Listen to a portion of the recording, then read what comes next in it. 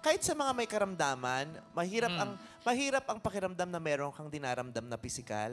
Pero isipin niyo po, buhay pa po kayo ha. Tama. At meron pa po kayong karapatan na maging masaya, tumawa. Mag-enjoy, oo. Yes, oo. At Minsan nagigilty kasi sila na bakit ako nag-e-enjoy masyado. hindi po, kahit po anong iniinda ninyo, pilitin po pa rin nating humanap ng paraan para mag-enjoy. Kahit sa mga pinakasimpleng bagay, di ba? Ikaligaya natin at ipagpasalamat yung ngiti ng katabi natin. Di ba? At kahit yung simpleng paggising natin. Lahat tayo dito, napakarami nating pinagdadaanan. Pero di ba, ang laking biyaya na bukas gising pa din tayo.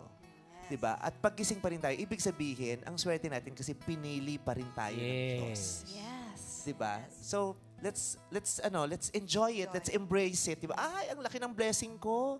Kasi ginising ako, gising pa rin ako ulit. Magmamahal pa rin ako ulit ngayon.